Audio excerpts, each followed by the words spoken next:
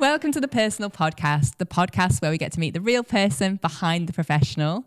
Today on the show, I'm joined by Dr. Isla Fishburn, who is a conservation biologist at Canine. So, Isla, have you ever considered ending your life? Yes, directly so. I absolutely have, yeah. Could you tell us a little bit more about the situation that led to it? Yeah, it was quite a few years ago now, and I was just in a place where just lowest of the low. I didn't know how to change my life. I wasn't even sure what the answer would be, what the outcome would be. I was in a place where I just didn't feel I was deserving of love. And I remember it just like it was yesterday. At the time I was living in North Devon, and there was a beautiful woodland that I used to just visit every day. I love being out in nature, being in the woodlands. And went up to the woodland, just absolutely distraught in my life, didn't know what to do. And so I was making that decision of like, the only solution I can think of and can contemplate is to end it. Like I'm done. I'm just done with how I feel. I'm done with the pain, the confusion. So I went up to the woodland, onto this tree. There was a beautiful tree that I'd always sit on, and it was very nurturing, this tree. My feet used to kind of be off the ground and I would bounce. So it was always really comforting for me. And I remember I was sitting on this tree just crying. I was crying into the earth, just crying, just like, I'm done. And I remember I heard these words, "You are enough." And I stopped in that moment crying, actually from embarrassment, because behind the woodland was a farmer's field. And I was like, oh my God, it's the farmer. The farmer's taking pity on this poor woman that's crying in the woodland. Let's just say something nice. And so I stopped crying and looked behind me to expect the farmer, and there was nobody there. And I was like, okay, I definitely heard those words, but went back to crying, went back to just going to end my life. And I heard those words again, "You are enough." And in that moment, I realized it was actually the tree itself that had shared those words.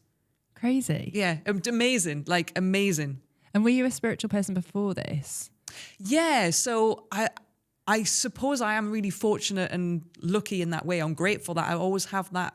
I've had that spiritual connection. So ever since I was a kid, I've always had a knowing that everything is alive and connected to us. So I was really fortunate. I was growing up. We had a nature reserve at the back of our house. And growing up as a child, I just assumed that everyone has access to these things.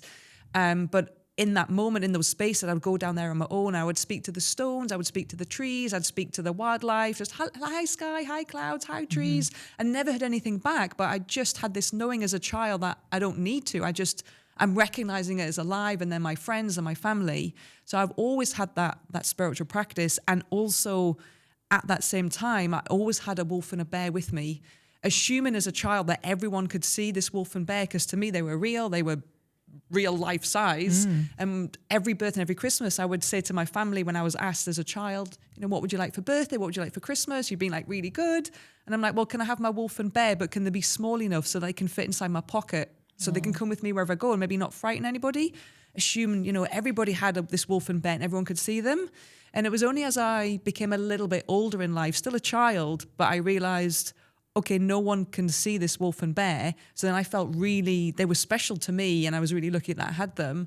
And then later on in my life, I realized that they're two of what we call our power animals, there to just help me in life, to give me advice, wisdom, strength, support. So I've always had them with me, and this connection then with speaking or connecting with nature really had supported me, and I've always kind of held that belief. That's amazing. There's so many things to talk about and unpack there.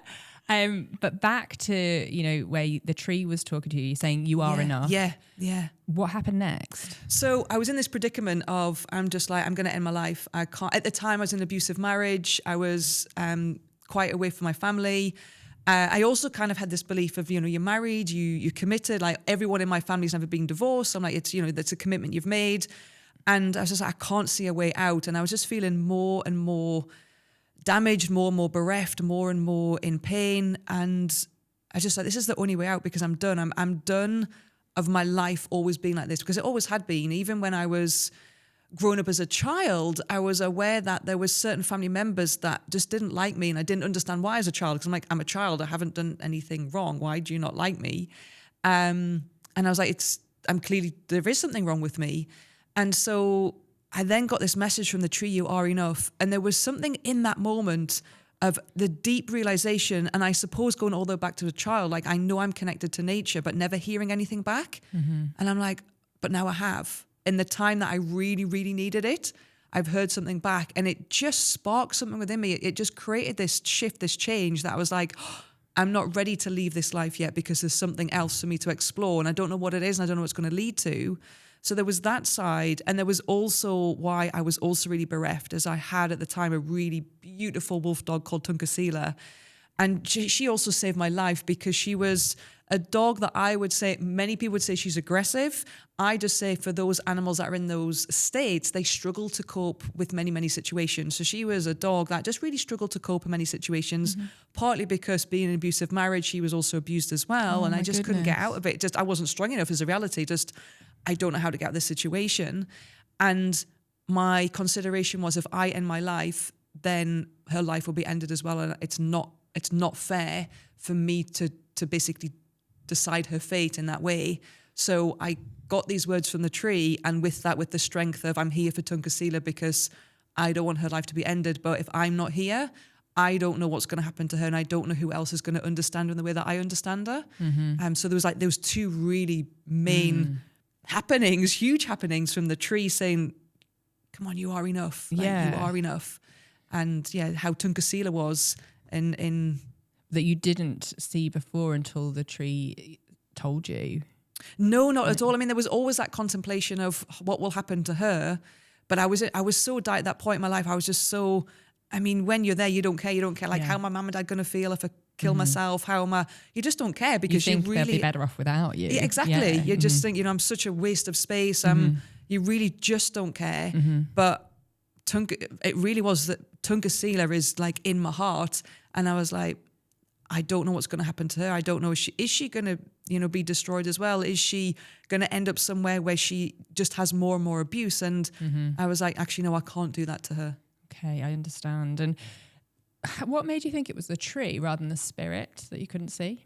Yeah, such a good question. So it was the spirit of the tree in that way. So, I mean, spirit is everywhere. And what I love about that is we can maybe understand that if we are out in nature and maybe in a space where we're connecting to an ancestor or a particular spirit.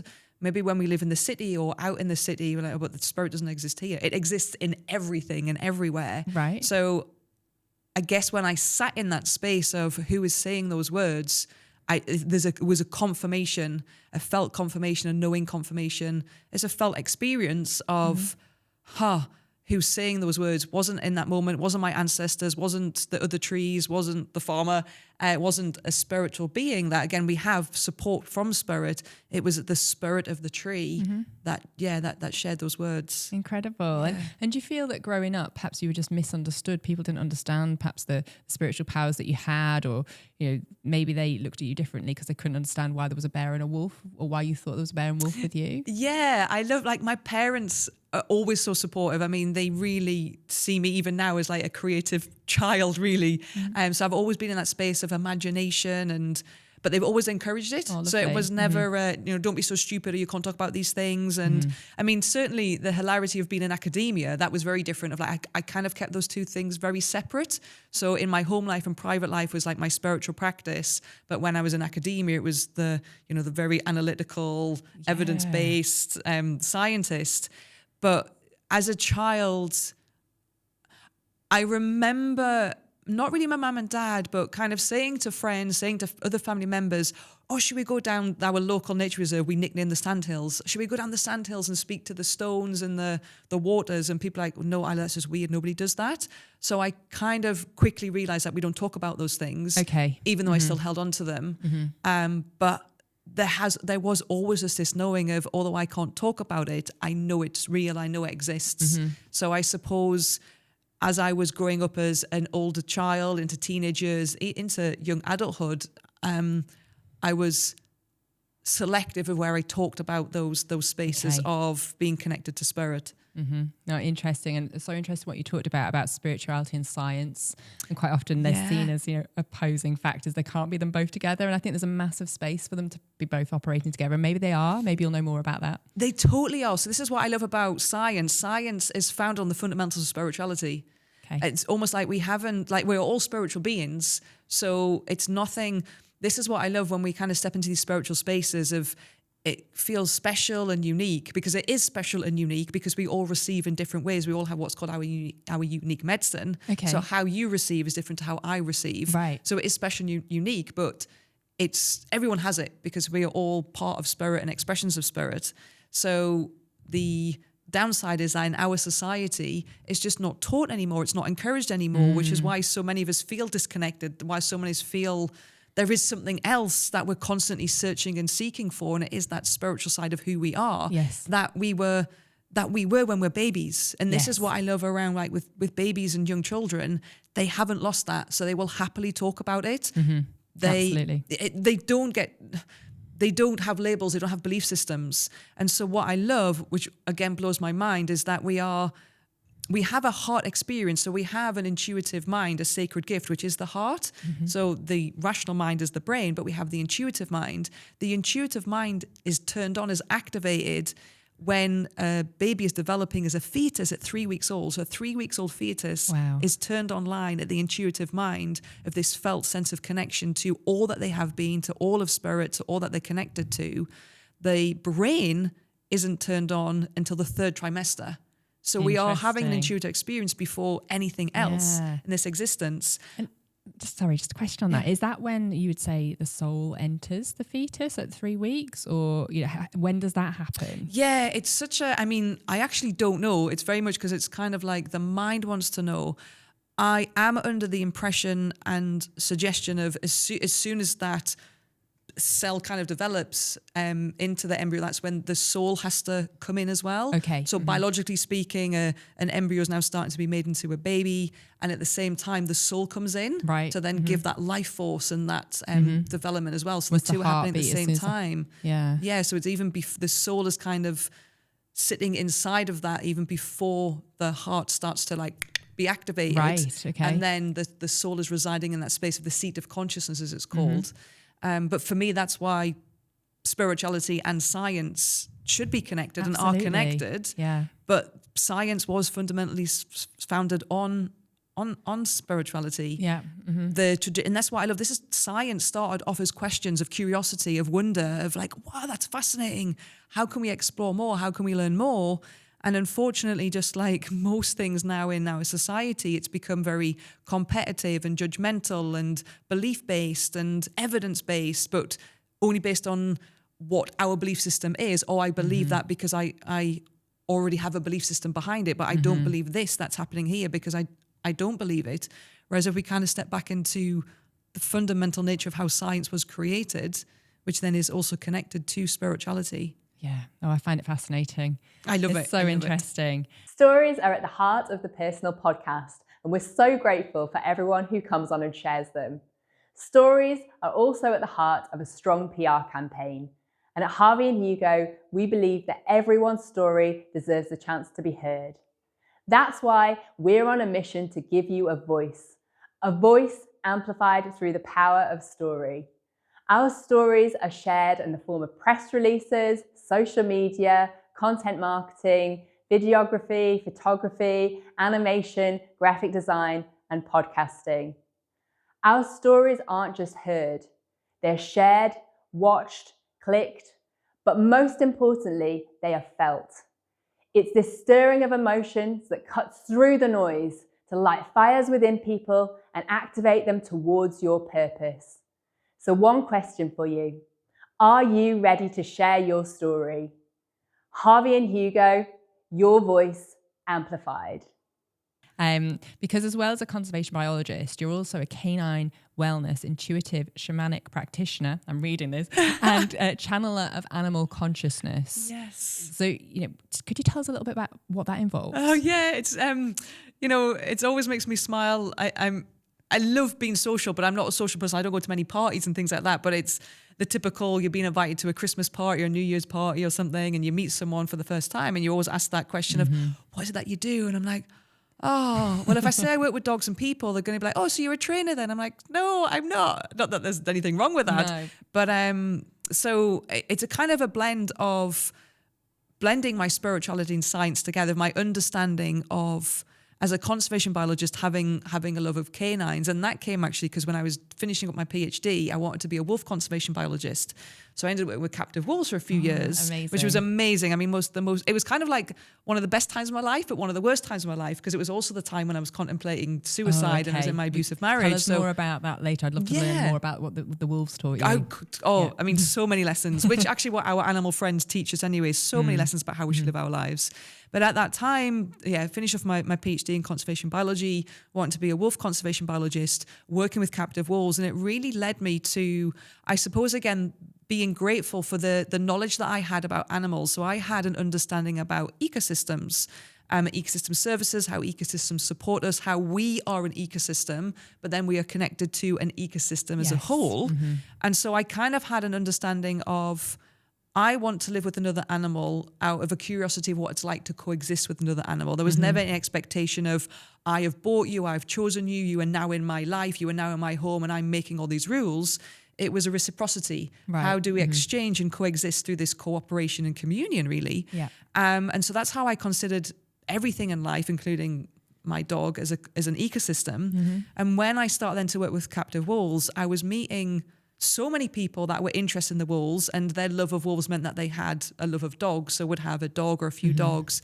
But I was really curious of this different conversation that I was hearing around them meeting a wolf that they've never even met, like meeting the wolf for the first time. They've got no connection to in that way, no like family connection, and yet they are, the words they would describe are like, they're so magnificent, they're so beautiful, I'm so honored to be in their company, I'm so respectful towards them. And yet they were sharing information about their dogs of this distorted side of, but it has to do what I'm telling it to do, and it has to go these places that I want it to go. And just this almost like having your animal friend that you love in your home, but is like captive.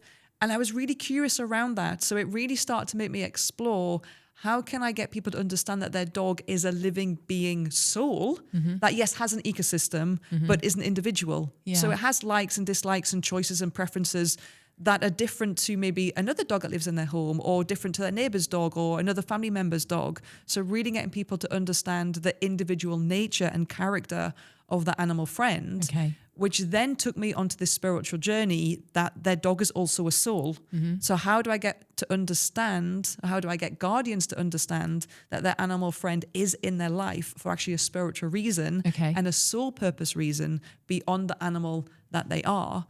And it was only after the tree spoke to me saying, I am enough, that Tunkasila then started to speak to me at a soul level. So it started by, she spoke to me in my dream time. So when I was asleep. And so again, my brain would just tell me it was just a coincidence. You know, my dog's speaking to me in my dream time. It's, I was having a dream about her. But it started to become more and more and more real.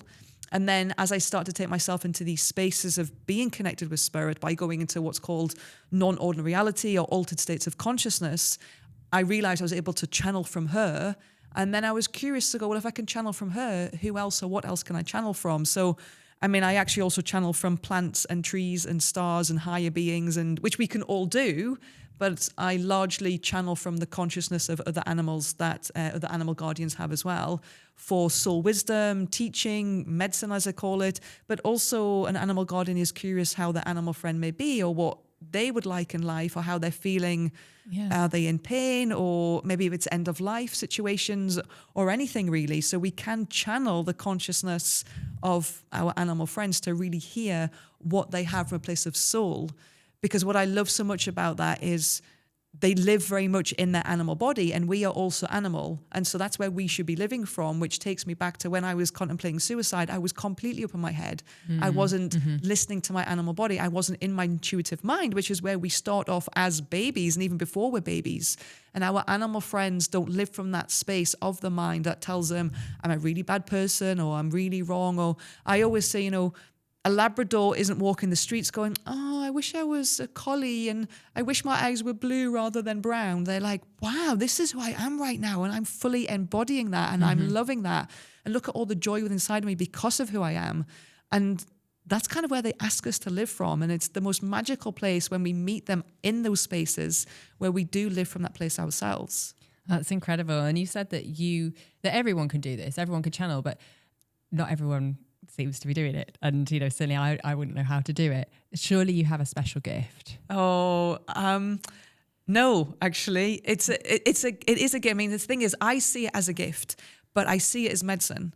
And so the way that I see life and how it was shared to me and how I understand it is that we all have what's called original medicine or unique medicine. So what we have fallen in this life, yes, for ourselves to heal from, to overcome, to learn, to dissolve and to grow into through our soul evolution, but through our unique medicine or this original medicine is what have I come here to do to provide my gift for Earth, for the cosmos, for the universe, for the consciousness. So we all have these gifts. It just may mean the way that you have your gift might be different to what I have. So it's like I'm looking at the squares behind you, or it's thinking of like a patchwork quilt. So a quilt that's all made in little squares that are all stitched together. This is how we are to function as a whole, because separation is just an illusion. So we are all connected through consciousness. So we're all putting our unique medicine together to better the quality of who we are and what we are in this life to do and achieve and to offer and serve. So we can all channel, but it might be if you're channeling from stones, and I'm like, okay, well, that's not, I can channel from stones, but maybe you channel from stones better than what I do, then that's your unique medicine. Whereas to me, I'm like, okay, I'm here to channel the animals, and in particular, it's the canines. Someone else might be here to channel from the cats. Someone else might be here to channel from the horses. But because everything is consciousness, when we start to explore how we can channel the consciousness of anything, because consciousness is consciousness. So we all have that ability. Where we deny it to ourselves is because we've been told that it's not possible, or that we can't do it, or that there's something wrong with us, or that we get conditioned to be so much in our rational mind rather than our intuitive mind that it's practicing. It's like going to the gym. You're just strengthening a muscle that hasn't been used in a long time. But because it's in you, because it was in you when you were a baby. I mean, this is what I love. You ask a child that's young enough, a 4-year-old child, a 5-year-old child, who were you before you were this life? They will tell you without even going, oh, should I even talk about this? Or is this weird? They will tell you because they're so innocent. They have no filters. Yeah, I've experienced that. It really is amazing. And then ask them, what animals do you see around you? They will tell you. Who do you see in your dream time? They will tell you, because they don't know it's something we shouldn't be talking about, because it's something we should be talking about. So it's in us. It's just also our intuitive mind is just as readily available to us and should be used just like our primary senses. It's just another primary sense that actually is powerful and just as connected to our ability to taste, to smell, to hear, to see. And then we use those primary senses through the intuitive mind, where we can channel that, where we can connect, where we can deepen our spiritual connection. Yeah. Oh, there's, again, so many fascinating things you said, so much to unpack. But it's also, how do we change that then? Because there is this culture, if people are talking about intuition, following their heart, they're, saying that they see animals as an adult, people often like, oh, don't be silly, that's a little bit ridiculous. And it's, how do we change that perception to think, no, actually, it's okay, Yeah. There's a lot of work left to do, but I really feel it's trust of, I was in that space in my life of, I'm not deserving of love. I'm going to end it. I'm so confused. Like, how do I make someone like me? How do I get someone's approval? And actually, as Westerners, most of us are walking around from what I call a charge or a pain point, which tends to stem back to, how do I get approval? How do I be liked? How do I be good enough? And it's such a conditioned belief system that we carry around that then affects and infects our entire life, into our business, into our relationships, into our friendship, into our relationships, and into just everything. Whereas if we step back into that space in our role models, and this is the challenge of people that live in traditional lives or even Indigenous communities, they haven't lost those teachings of being in your intuitive mind. You are already divine expression of love itself. You're already unconditional love. Yeah. How do we keep that muscle of the intuitive mind still strong and alive, and you living from that space? Whereas as children, we in Western society, we're taught very different from role models, whether it's our grandparents, our parents, our teachers, members of society, that our elders. But unfortunately, unconscious to them, they are also saying, hey, small child, can you also carry my wounds that I'm unconsciously carrying and now placing onto you, which are largely projections, triggers, judgment, rather than looking at themselves. So I would say rather than doing their personal work, so then we carry around all these burdens. That is kind of what we are here to do for ourselves and to others, to kind of clean that and come back into that place of unconditional love. But going into trust of going, actually, it's not right or wrong, it just is. And I'm stepping back into my intuitive mind to be a placeholder, to be one of those seeds that gets planted, and bit by bit by bit by bit, as I'm just talking and sharing, it makes other people feel it in a way that at some point they can start to contemplate, and then they can start to feel, and they can start to open into by then doing their personal work to go, oh, nothing outside of me is separate. So what is showing up in my life is a projection, a reflection, a mirror of a pain point, as a charge that I'm carrying. So an example would be, if I'm taking it back to like animal guardians that I work with, someone might come to me and say, right, I've got a problem with my dog. And I'm like, well, actually, you haven't got a problem with your dog, because your dog's perfect as they are, as you are, by the way. But share with me what you feel this problem is. Like, give it a descriptive term for me. Oh, well, my dog barks at other people. Okay, so that's what your animal friend is presenting to you. So your animal friend in their body feels that that is great and good, because that's what they're doing. They're just responding. So they are not behaving incorrectly or correctly. They're just behaving. But I'm curious. I want to know for you, how does this make you feel? Oh, now we're going into the feeling. It's a felt experience, because your animal is presenting something to you as an expression of spirit to go, I want you to see this. I want you to feel it. So the guardian is seeing it as the dog's problem, but what I will share is the experience itself is irrelevant. What's relevant is the feeling behind it. Mm-hmm. So I'm now saying, well, what is your animal friend presenting to you when they bark at strangers, at people? Oh, well, I feel embarrassed. I feel shy. I feel uncomfortable. Okay, you're supposed to feel uncomfortable. This is the personal work. We're supposed to be in discomfort to be with the charge, because it hasn't been embedded within us. So let's explore then this discomfort. Oh, well, I'm just kind of bothered about what other people think of me. Great. So when was that first placed into you, that you were told there is something wrong with you and you have to be bothered about what other people think of you? So your animal friend is actually in your life as medicine to pull forward these pain points, these charges, to then move into your personal work and to heal from it, into your soul evolution. So when we are in those spaces, we can drop into the intuitive mind by, rather than going, it's something outside of me, stopping to go, oh, how is something outside of me getting me to feel, which most of us don't want to do because it's painful. Mm-hmm. Most of us don't want to do because we've then got to look at it. And normally what comes up in that space when we look at it is this question of, oh, I feel really, really bad. There's something else for me to feel like I have blame about, when actually we go into this space of, there's no blame. There just is. There's no right or wrong or good or bad. There just is. Mm-hmm. But if I'm telling myself that I should feel bad about that, or it's my fault, then that is a pain point that hasn't been embedded, that hasn't been dissolved, that hasn't been integrated in my system, that is going to follow me around, whether it's my dog, whether it's a family member, whether it's a work colleague, whether it's someone on a bus, because it's consciousness cleverly disguised as a human, as a dog, as something else, to go, can you look at this now? So when we can just start to, I also just catch it. The first victory is a recognition, because it's, people love the romance of the word healing.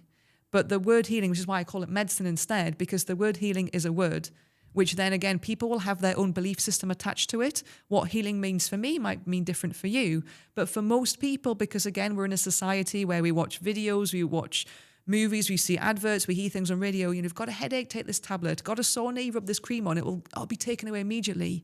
The healing journey is a journey, which is lifelong and lives long. And it has to be a felt experience. So I can be sitting here now talking through things with you that can give a mental description or physically show you something or take you somewhere, but I cannot feel for you. So the healing journey is a felt experience of receiving medicine. And also what I want people to understand with healing is that because it's a felt experience, there's a saying of, in order to heal, you have to feel. Mm-hmm. And if you cannot feel, you cannot know what is real, because when we're living in the place of the illusion of the mind, we're just creating stories all the time that are not true. They're an element of truth, or because it happened, but they're not true because it's happened and it's gone, but we keep reliving it. Totally. Mm-hmm. But when we come into that place of feeling, it's our own healing journey that nobody is responsible for except the person themselves. So I want them to, I don't want that person to feel, oh, I need something outside of me to heal, because it takes away their authority, it takes away their own counsel, which is what I want someone to be. And I want them to be in their own circle, as I call it. But also it makes people assume or think, I need something outside of me to heal, which, okay, we can go to people to have support, to have this understanding of where we can go, but actually be in this space of our healing journey. It's not a quick fix and it's not a one-off. But if we don't enter it, we are miserable. Absolutely. And like you say, so many people don't enter it. No. Because it's not pleasant always. It's not pleasant. It's not supposed to be, unfortunately. No. It's not pleasant. And then when you said lives long, so generational trauma, is that real? Absolutely. Generational trauma is real in humans, but also animals. Okay. Where there is consciousness, it's a soul signature and also an energetic signature, as I see it. Yeah. So we also have it, we want to break it down from not just generational trauma through epigenetics, it's also past lives. So when we start to enter our personal work, the quality of our life experience determines the charges that we carry and the intensity and depth of our personal work, but it is also ancestral through generational trauma. It is also past life, which, as we enter that, even when I talk about past life now, so many people roll their eyes, but our past lives also carry into our current life. Past lives in our animal friends can also carry into their current lives, just if it's not being cleared. So it's almost like a soul signature that carries with us, something that we can't see, but is carried within us. But it's the same thing with our ancestry, things that we carry because our parents, our grandparents, our great-grandparents were experienced, they witnessed, they observed, they were subject to, and they weren't able to clear it. So that's what I mean of we have been many things and we will be many things, and we come in this life to clear these things, not just for ourselves, not just to offer medicine as others that need our medicine, but also to go, wow, my ancestors did what they could to get me here, and I'm doing this for them as well. Yeah, again, it just blows my mind. And it's almost like if we... And I believe this of younger generations, they are doing the work. Therapy is now not something that's laughed at, which it shouldn't be. And we're working through the problems and, adapting behaviours and thinking and feeling because of it. Will there come a point where almost we're healed, or is that never possible? Oh, I don't know. I dream. For me, that is my, when I wake up in the morning and I kind of do my morning practice and I kind of have like an arrow of intention. That's kind of me as just one person. Mm-hmm. That's my aim. There's this beautiful meme that's like someone saying, I'm just one person. What can I do? Mm-hmm. Says 7 billion people. Yeah, so actually, if we're all showing up doing our personal work, if we're all showing up looking at like, oh, actually, this is just a trigger for me. So it's a pain point. Let me, maybe not right now because I'm giving a talk or I'm doing a presentation or I'm in a meeting, but let me just make a note of that on my phone or in my head. And when I'm in a quiet space, let me go to the feeling of that and realize, oh, that's from that. Oh, I don't even know what this is. It's not even mine. Sometimes we do carry anger, we carry fear, we carry panic. That's not even ours. A great example would be, 5 years ago, almost to the day, we all went into lockdown. Everything shut down overnight. And the entire world almost went into panic. And many of us had adrenal fatigue, not because it wasn't ours. We were carrying it for the collective. Yeah, so again, it goes back to like, we're not separate to anything because we are conscious and we are energy ourselves. But if I'm kind of dropping that hour of intention, if I'm here doing my personal work without an expectation. So that's where if I'm in my rational mind of going, well, how long is it going to be? How long is it going to take? I don't know. So the honest answer is I don't know. But as more and more people show up to be in this space of going, look, things aren't working. Like I say to my fear, when my fear shows up, which it still does, I'm still in my healing journey. Like things I have dissolved, things are softer, things I'm still working on dissolving. But when I'm in that space and my fear shows up, I say to my fear, like, look, we've done it your way for 40 years. and it hasn't worked. In fact, we've done it your way for 30 years and we were going to kill ourselves. So it hasn't worked, has it? So let me just try. I'm just in testing phase. I'm just a scientist, right? I'm just in testing phase. Let me just try. And you know what? If it didn't work, then we'll go back to fear and panic and anxiety and all these things. But actually, you just prove your fear wrong. You just keep proving your fear wrong in ways that are soft for you, in ways that, we never want to go to too far an edge. We've got to go into the discomfort. That's the thing, because the fear will say to us, don't do it. So I will go to a space when I'm like, okay, that feels uncomfortable, but I can do it. And then I'm like, oh, do you know what? It wasn't as bad as what my brain told me it would be. And then we can laugh at the hilarity of our fear, because most of the time, if it's rational, then it's rational. There's a difference between irrational fear and rational fear. But most of the time, our fear is irrational. And then it's hilarious of like, oh my goodness, well, I didn't want to come here and do an interview because my rational mind will tell me I'll get laughed at, or I'll not be good enough, or I'll not be liked, or I'll speak funny, or I'll whatever. But it's just the rational mind, again, through the conditions that were placed up in us of like why you're a bad person, or why you won't be liked, or why you should be picked on, or all these things. But when we're in that space of, I'm just going to go to the edge of my fear and prove it wrong, because I've been living in it for 30 years, 40 years, 50 years, and it hasn't worked. It just hasn't worked. And our brains are obviously biologically incredible tools. But Yes. do you think that sometimes they're our own worst enemy? When we allow them to be, yes. So there's this beautiful statement by Einstein. And Einstein said that the rational mind, which is the brain, the rational mind is a faithful servant, and the intuitive mind is a sacred gift. Okay. But we live in a society that honors the servant, has forgotten the gift. So again, we start off as babies in the intuitive mind. I don't have a belief system. I don't know what's right or wrong or good or bad. One of my teachers shares with me, as a child, how many reds does a child see before we say that's red and that's not? Yeah. And so we're in this space of when we can make our brain mind, as it's called, when we make our rational mind an ally, that it's called coherence. So we're in the space of coherence, of our rational mind is now in coherence with our intuitive mind. Then the rational mind is a really powerful servant in that way. It's a really powerful tool, which as humans, we have then another great gift. But most of us, because again, our role models that we grew up around, including teachers and members of societies, not just family members, are walking from their own unconscious wounds and projections and fears and ego and hate and then teaching us to do the same about ourselves, rather than teaching us a different way, which is the intuitive mind. So our rational mind, yes, can be our own worst enemy. I mean, heck, I was in a place where I was going to kill myself because of my rational mind. So yeah, they're both our captor and keep us captive. Mm-hmm. But when we start to go, oh, okay, that's what my mind is telling me, but let me drop into my felt experience. Let me drop into my intuitive mind, my heart. Let me see what's called through the eyes of my heart. Let me see through the eyes of my heart. Let me be in my animal body, which is what our animal friends teach us so powerfully. We are animals. Animal body, being physical beings, we are matter. Matter does not think, it feels, which is what our animal friends are doing all the time. They're not going about their day going, do you like me?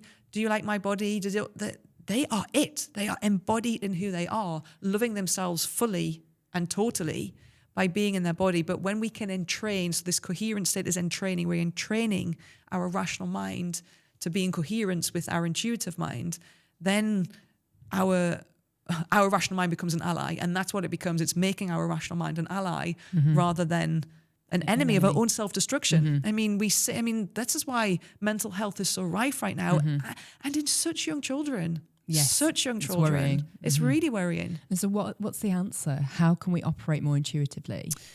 Oh, wow. Drop into our intuitive mind. Do our personal work. It's hard. I mean, this is the thing, like we shared, the healing journey. People love the romance of the healing journey. But when we start to bring that narrative in of like, okay, so it means you've got to feel, it means that we've got to look at things that we don't want to look at.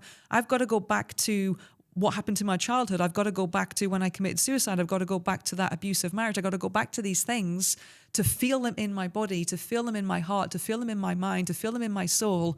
And what is it that I need?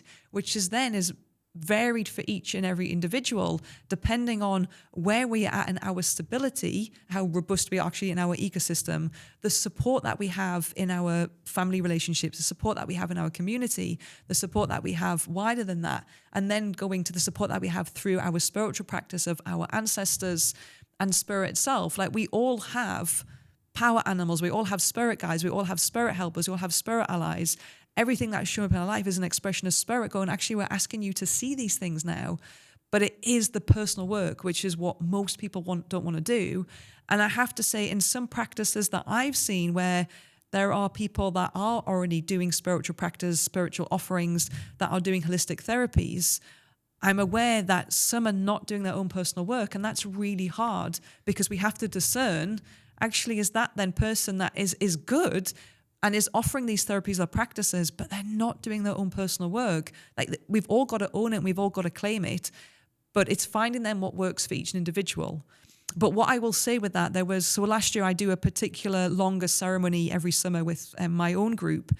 And there was a particular ceremony that we did that was around support, spiritual support, ancestors, the things in the unseen, as we'd call it. And normally when I am connecting to spirit, when I'm channeling, I've got to go into what's called an altered state of consciousness that I've already mentioned. I don't normally see with my eyes open. I don't normally see spirit with my eyes open. All the people can and do. But in this particular ceremony, I just saw it was concentric circles. It was circles after circle after circle after circle, as far as my eyes could see, of the spirit support that we have, not just through ancestors, of all the ancestors that we've had, not just in this life, but our past lives, of like Egyptian beings and gods, of pharaohs, of what look like Greek gods, just row upon row upon row. So we are so supported in spirit that love us and care for us unconditionally. There's no question, there's no objection, there's no nothing. But it also means that in our physical being, what support do we have and where do we get started? And where do we get started might be, we need to find someone that allows us to kind of get the ball rolling into our healing space. It might be, drop into your heart. Like, just take a moment, even if it's 5 seconds. 5 seconds is better than 0 seconds. 1 second is better than 0 second. Where we, again, I always say, whilst there is nothing to do or change or fix, because everything that's happening in the moment is what is supposed to happen. So everything is perfect in that way. But when we drop into that space of, let's just take a breath and drop into our animal body and drop into the intuitive mind and drop into the feeling, what is that feeling telling us? And it will be layered. It needs to be unraveled most of the time to get down to, for example, one of the things that I talk about when I'm dealing with someone where animal friend is transitioning, so we might call it end of life. Mm-hmm. For me, it's never an end of life because it's just out of a body, but they still exist because they're in spirit. When they're transitioning, a lot of animal guardians will say, I feel so guilty. I feel guilty of, like, did I, if it's, the animal didn't die naturally, they had the animal put to sleep. Did I do it? Did I leave it too long? Was it not long enough? I'm racked with guilt. Okay, well, let's go to this guilt, because again, that guilt was already there in your body before your animal friend transitioned. What is happening is the transitioning of your animal friend is an opportunity for this charge that hasn't been integrated to be felt. So actually your animal friend beautifully through their own transition is saying, this is my final gift for you to go, can you please heal this guilt now, because you've got nothing to be guilty of. So then let's go at that question of, when was the very first time you were made to feel guilty when you actually didn't do anything wrong? So it's going to these feelings that then need to be explored and looked at and walked. So it's a walk, and it's been a long walk for me, as it is for most of us. But when we're in it, the first victory is a recognition. And with that, the first victory, so many people come to me, oh, Isla, I messed up. Well, I don't believe you messed up, but share with me why you're using those words. Oh, I've had a really good 2 weeks where I was in my intuitive mind and I was noticing these projections. Then I got angry and I said this or I did that, or I was back in doubt again. I was back in lack of belief. But you've recognized it. That's the first victory. Yeah. Mm-hmm. You've recognized it. Don't give yourself a hard time. And so it's a dance. And we're going to be in those spaces because we are human, where as we start to enter our healing journey and we do our personal work, it gets softer. And I always use the word softer rather than easier, because some things are easier. As I say, I laugh at the hilarity of, there's so many parts of me where I've overcome being in that abusive marriage. Sometimes not. My physical body hasn't. There's some things that still come up. My physical body goes, uh-oh. And I'm like, I can recognize that. The money story that I carry, I still haven't got over that. And I find it hilarious of, like, I can almost get over being in this awful abusive marriage, but yet this fear that is still there. It's softer, but it's still there from the money story that I carry, because for me, that's past life, and it's ancestral, and it's cultural, and it's not just a life experience that I'm having now. So it's a big thing that I've come to go, for me, this is now my time, because in my past lives, I just wasn't quite able to do it. My ancestors weren't quite able to do it. My culture wasn't quite able to do it. That story's not mine, so I don't carry that story anymore. So it's then looking at the narratives that we carry and how we can, in a dance, in a playful way, it's all about being playful, in a really playful way, how we can change that narrative by going into our personal work. Definitely. And money's an interesting one, isn't it? I think a lot of people have, money stories and problems that they need to figure out in their own minds about it, as with a lot of things. But yes. Again, like you're answering my questions with so many amazing answers, and then so many questions arise from each one. And notice the time, though, we're coming towards the end. Okay. So I want to go back to your work with the captive wolves. Okay, yeah. What sort of things did they teach us that we can learn about ourselves? I know this part of me is like, I really want to channel from them, but, being in the heart. I mean, a lot of stuff I've talked about, their absolute presence, their absolute of, this is who I am. I love who I am. Really, it sounds such a cliche and sounds a bit sickening, but the unconditional love that they hold, because they're nothing else. They hold this presence, this grace, this belief of who they are without, because they don't live from the rational mind, without any hesitation or question of, am I going to offend you here? Is this okay? Can I do this? And that's what we feel when we are with even our animal friends, our dogs, with the wolves, even more so, is this is who I am, and I know who I am without any ounce of distortion of a belief system. Also, sense of community. Family is important to them. A community doesn't have to be blood family, but a community of, there's that saying, that old saying of the strength of the wolf is the pack, and the strength of the pack is the wolf. That's our motto as a company. Oh, is it? Yeah. Oh, I didn't even know that. That's hilarious. Every go we bring that in. And it's so true. It's for me, it's a group dynamics, because there is, in some people that may be listening, and certainly in the way that I teach, is pack, again, can have a belief system attached to it, but it's community. And they have such a love of community. It's almost, they can't survive without their community, but there's also a specialist nature around, not everyone is included. So there is also a certainty around, actually, you're not invited. It's not like you're not invited and we're going to kill you and be angry and destroy you. I mean, that can happen in the wild around certain situations, but it's the strength of community.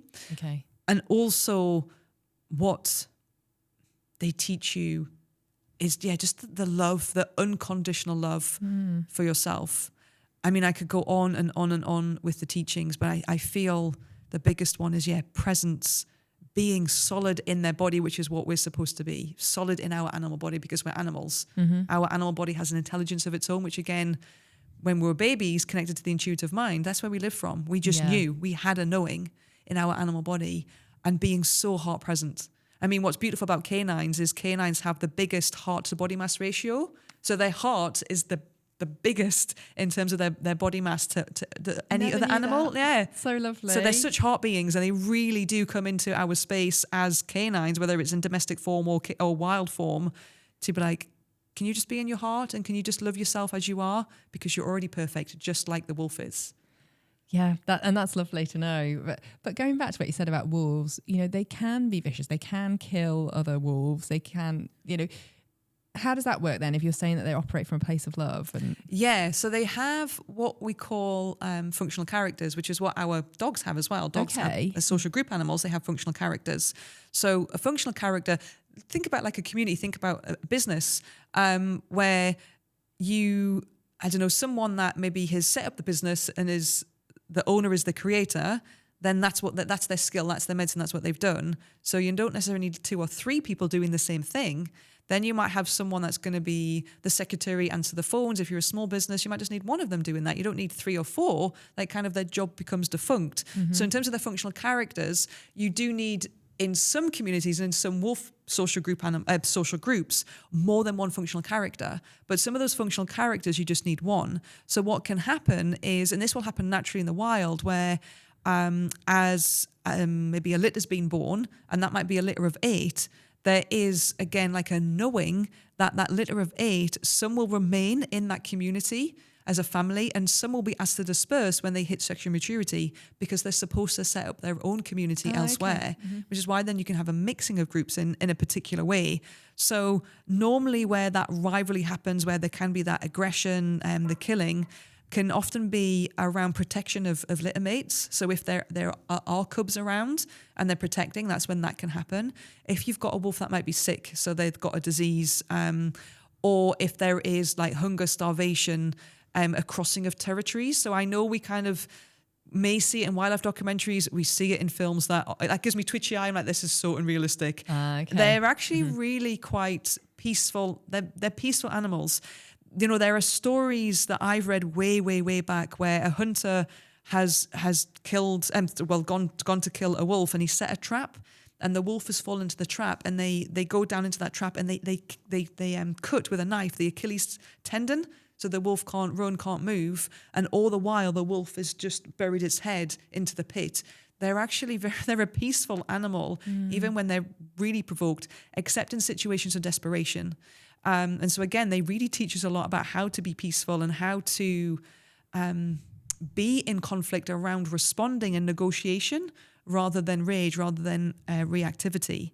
So unless there is, protection of litter, disease, sometimes around rivalry, but it is, if I'm injured, then this is detrimental to the rest of my family. So I actually don't want to be injured. So in terms of their level of communication, you may see it. I mean, I used to go in with the wolves daily. I used to go in with their feed and be sitting next to the carcass that they were eating on, and next to each other, they're like, you know, we see where they're snarling, they're snapping, they might hold a muzzle. That is actually all very delicate, peaceful communication in a way that they can only communicate, that we see in our dogs, because they haven't got a voice. They can't put up their paw to go, actually, can you just stop there? So they will use this very beautiful language of communication to say, I see you and I value who you are, but at the same time, I need to put in correction, or I need to let you know this is the space that I need, and can you have this space over here? So when we look at it, it's actually really, again, a very beautiful dance. I find it very romantic. Like, I love observing that level of communication. And it teaches us around peace. Again, rather than the projection or the blame, you did this. It's, oh, do you know, can I come to you for a moment? Because when you shared that with me, it made me feel. And this is then how conversations can start to happen. Most of us, again, because most of us are walking around from a place of feeling so bad about ourselves, we don't want someone else to blame us because we carry enough blame. So we're kind of unconsciously programmed to think someone else is going to do that. So I'm ready to defend, well, it's your fault because you did this. Or, well, you're telling me that, well, I'm going to find something that you're at fault about. Whereas actually, rather than saying, oh, what you did, because that can kind of create a trigger for someone, we can say, hey, do you know, I'm just coming to you from the heart. I just want to share that what is truth for me is when that was shared, it made me feel this way. Or where we have a difference of opinion, I might go, Charlotte, I'm really curious here. Like, I don't see it that way, but I'm really curious to know from your perspective why you're sharing that. So it just becomes a conversation where we get to learn rather than go, no, I'm right, you're wrong. And that rivalry that we might see, the wolf energy that comes through, they're really peaceful beings. When that correction needs to come through for protection or defense, it will be seen, but it's actually, it's become, I want to say, romanticized in a way that's been distorted, which unfortunately our top predators, we see it in bears, we see it in the big cats. They're really peaceful animals. Yeah, no, it's a shame. I often say that, you know, some animals, they just get a good PR or bad PR. You know, look at a snake, bad PR. A puppy, good PR, you know, just from the way they look. So I had to bring a little bit of PR into that. But so this is a question I quite often ask the guests. Yes. And I believe you'll have a particular insight into it. What do you believe happens when you die? Wow. Oh, you know, you asked that question. It's just, I just got just a warming sensation through me. So when we die, we return back to spirit. Okay. I had a near-death experience. So actually, it wasn't connected to my suicide, and in a way, it was. So during that time when I was in my abusive marriage, I went 5 days with a burst appendix. I was very, very unwell, and I was actually dying. And I had this experience where I was actually in the hospital at that point, and I'd had an operation, and they were like, look, if you'd left it any more than a few hours, you would have been dead. And I was really, really unwell. And I just saw this light, literally just this light. And as I saw this light, I'm like, oh, that's me. That's me dying. And I'm like, but this is okay. And everything, everything left of who I was as Isla, what I felt about myself, the pains that I was having in life, all these things just left. And I was like, I'm just going to the light. I'm just going to the light. And it was such it was like being poured in warm honey. It was just the most beautiful, warm nectar light. And I was traveling towards it. And then something stopped me. And the coincidence was something that stopped me was someone was shouting my name, Isla, Isla, Isla. And I came back. And knowing now what I do, because going deep in my spiritual practice, when we do drop out of our body as humans, we have this moment of opportunity. It's a very, very small moment of opportunity, but we have this moment of opportunity where we can go straight to the light. And so now I'm like, oh, wow, that was what was happening for me. Okay. But we only have a moment of opportunity. And then what happens is, depending on how we have lived our life and the things that we haven't cleared in our life, which goes back to doing our personal work. We're supposed to have personal work so that we have like a clear transition in that way, that then we have to almost like walk through all those things that we haven't let go of before we eventually go back to the light. And that doesn't mean to say we kind of get stuck in limbo. I mean, ghosts are a thing and that happens for different reasons. But yeah, we eventually travel back to spirit where there are loved ones waiting for us, loved ones in this life, from this life, loved ones that from past lives that are just our spirit guides, like higher beings, Egyptian, Mayan, South, all these different things that are with us. And I remember, two things. When my grandfather was dying, he came home to die, and I kind of knew that he was going to die that night. And I said to my family, look, I'm just going to stay up with my granddad. I'm just going to sit and read to him. Don't know what I'm going to read, but I'm just going to stay with him. And he was unconscious at that point. And then he just shot up out of bed. He sat up out of bed and he went, right, that's it. And I'm like, what is it, granddad? He's like, there's not long to go now. I've seen my grandma and granddad, not long to go. Fell back being unconscious, and that night he died. And I was always fascinated by that. I was in my 20s at that point. I was always fascinated by like, you didn't say your mum and dad, you said your grandma and granddad. And then when I kind of had this near-death experience, I was really curious about that. And then it was only a few years ago, I have a lot of like scar tissue from that in my body that sometimes I can kind of have discomfort around. And I really wanted to go to the consciousness of this like scar tissue and kind of how can I heal from it, or what healing is needed. So I actually did a plant dieta called Bob-Insana. And it was during this Bob-Insana dieta where I connected to the conscious of Bob-Insana, or Bob-Insana spoke to me, which even to this day makes me want to cry. She said, connected to my burst appendix when I was in my abusive marriage, she said it was safer for you to die than to stay alive.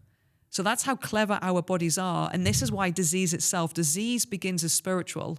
And because we are walking around telling ourselves on some level that we're not deserving of love, which is what I held about myself, or we can't love ourselves unconditionally for whatever reason. There's something, we may love ourselves, or we may like ourselves over here, or we may feel good about ourselves over here, but not here. It starts off as bit by bit by bit, we're actually poisoning our spirit, we're denying our spirit, and that then eventually will hold us something physical. And so for me, my own body was like, you cannot get away from this abusive marriage. So we're going to do something about it, in the way that only that we can, is that we're going to put you in self-destruct. So we're going to kill you. And that was so huge. My own body loved me that much to say, we're going to give you this illness that is going to take you away. But obviously I was here to do something else and to learn about that and do now what I do. And also what I love is I also do this for animals, so our animal friends that are transitioning, which are in a completely different place, because they don't live from the rational mind. So they're not living from a place of like, oh, well, I'm only 4, I should live to I'm at least 18, or I've got so much more in me. They don't live in that place. Or equally when they're 17 or 18, they are in the moment. They live in the moment, which again is a teaching for us to live from. Yeah. But they're not living from this space of like, poo me, or take me out my misery, or there's such an acceptance around, I'm in a body and now it's time for me to leave, and I've come here to what I've come to do for the guardian. Some animals come to do things that maybe they don't quite get to do, but it's okay, because they'll have another life that they can do, or it can be done in another way, because it's kind of like this cycle, this constant cycle. But again, the animal friends that I connect to when they are transitioning will show me when they have transitioned, this is who I'm with, or send this message. And so there's always spirit waiting for us, which is really, really beautiful. So yeah, when we transition, when we die, we drop out of our body. So my soul has had many deaths, and it is likely to have had many deaths, or to have many deaths. As Isla, I'm just going to have one death, but I just drop out of a physical body to go back to spirit, and maybe I stay as spirit, but maybe I come back then as something else. And we're just vessels, the body. We're just a vessel. Or a tool to feel.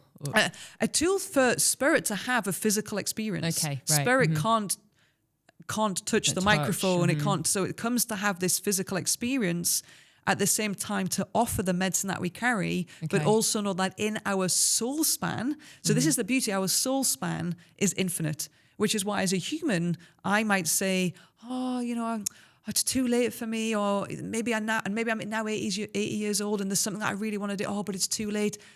Our lifespan is like 5 seconds in comparison to our soul span, because our soul span is infinite. Okay. So the things that I've then carried in my soul, because then in past lives, what none of us may like to think or want to believe is that, you know, I'm a good person, I'm trying to be a good person, I don't like bullying, I don't like any of these things. But in a past life, we may have been the oppressor. We may have been the abuser, we may have been the bullier. Yeah. So also we've come in this life to know what it feels like. Yeah, I often think so. That's kind of like the karmic patterns that can come through. Or it might be in my past life, I've had past lives, past life after life after life, where I didn't feel good enough about myself. I didn't receive that unconditional love about myself. And so I'm in this life now to make sure that I do it. So it's this continuation at the same cycle. Yeah. And that, I know we've got to move on to the regular feature. I could chat to you all day, Isla. But when you're saying that you see ancestors or the spirits waiting for you, what form do they take? What do you see? I take it you're not seeing like a human body, or are you? Or is it light? It really depends. So it can be anything and everything. So infinite will speak in consciousness is infinite. So again, whatever feels unique to, whatever feels comfortable for you. And then as we practice it, they can reveal in different ways and in different beings and different forms, or your unique way of receiving. So that is what's very different. So this is kind of the harder part of connecting to spirit, because again, we're so conditioned through a school system to be like, that's right, that's correct, well done. Whereas when we're connecting with spirit, all we can do is trust and know. Like so many people say to me, but Isla, how do you know? I'm like, but I don't, I just trust. Okay. But the way that they come, so I'm really fortunate now where I receive in loads of different ways. So as an example, if I'm connecting with ancestors, I don't see ancestors. Most of the time, ancestors come to me through a particular smell. So I'm then relaying that smell to the person that I'm working with. Yeah. If I'm connecting to maybe the spirit of an animal or the spirit of that was a human, because it's their spirit now, they can show me in the form that they were, but because they're spirit and they've been many things, they may show me in the form of another spirit that maybe holds their energy or character or camaraderie, or they may come to me in a form of light. Sometimes they may come as a plant. Sometimes they come through as a message. Sometimes they come through as imagery. Sometimes they come through as like a deity. Sometimes they come through as sound. So sometimes they just come through as a felt knowing. So it's really as infinite as conscious itself, and the way that then the consciousness wants to speak to you as spirit. So it isn't necessarily like if I'm being in those states of non-ordinary reality and connecting to my power animals, then they normally show us the power animals of like wolf, bear, whatever it may be.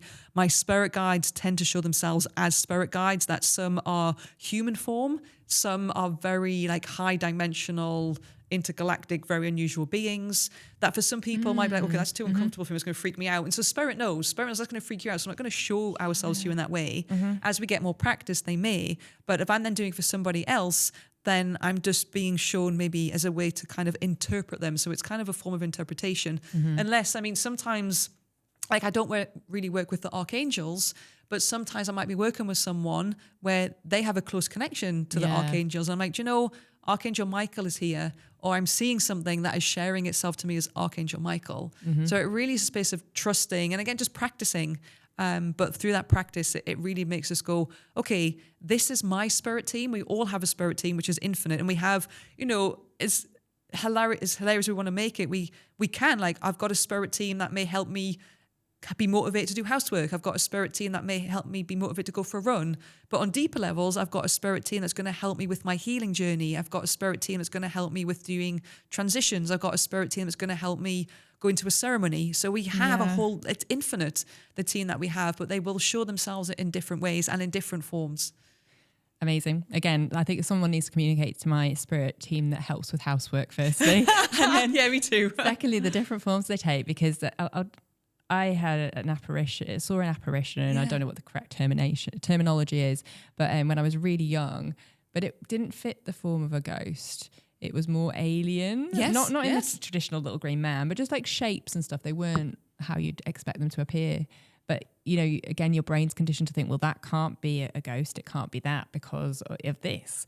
And, you know, so it's just interesting hearing that. Like, yeah. And it's so, well, because, I mean, this is what I love with children and imaginary friends. Most children have imaginary friends. And sometimes it can be, you know, maybe they're lonely. Most of the time it's they're with their spirit guide or with their spirit family or with a spirit helper and ally, which is just infinite. And there is a difference between, so, I mean, ghosts... Not that, because I'm aware of time, I don't want to go into too much. So we have like one element of what hungry ghosts, where ghosts, the being doesn't transition, the person doesn't transition because they kind of want revenge, that anger, and they get stuck. Whereas sometimes, most of the time, ghosts are around because they just don't realize they've died. Okay. Whether it's because it was through a traumatic circumstance, whether it's because it was a denial, whether it was because actually a family member, and this is something that I share when I'm doing my transition offerings, is if we kind of say, oh no, please don't leave me, what am I going to do without you? I'm not ready for you to go. Even though it's really hard and painful and kind of pulls into our own healing journey, which is deep and grieving experience, we have to also go and allow you to go, because sometimes they will stay and they just don't realize that they still then act like they're alive, and you've kind of then got to show to the ghost, okay, you're not alive anymore, which we actually seen some of like the supernatural movies. It's true, like walk through this puddle and there's no footprints. Look in this mirror and there's no reflection. But spirit beings, well, it's being in the realm of what's called the unseen or the invisible. So as physical beings, as humans, we live in this very physical world, but we're also connected to the non-physical or the invisible. So we're both in the seen and the unseen. Okay. And the unseen, we can connect to the unseen in spaces that we class as where the veil is thin. So dusk and dawn, where the veil is thin. Maybe when we get really, really sleepy, the veil is thin. Certain times around like Halloween and certain ceremonies and events like that, the veil is thin. But the veil is thin all of the time. So particularly children and animals are really close to living in that space between spirit and physical, because they're connected to it. Because we all start off as spirits and then we go back to spirit.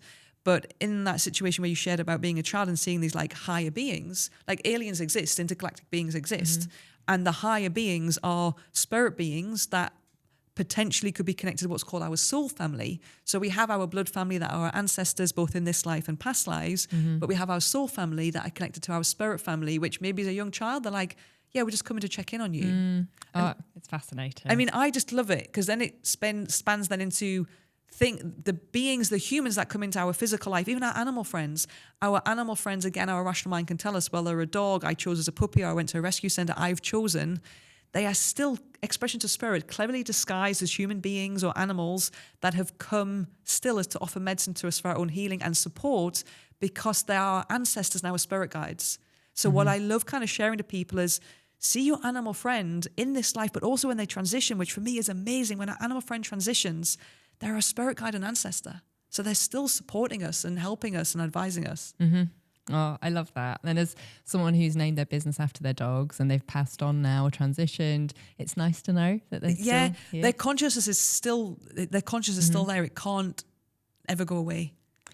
Oh, honestly, Isla, I could chat to you all day. I just find all this so fascinating. But unfortunately, we're going to move on to our regular questions, but all seem very trivial compared to the depth of subjects we've talked about. But on a scale of 1 to 10, 1 being the worst, 10 being the best, please can you rate yourself at the following things? How good looking are you?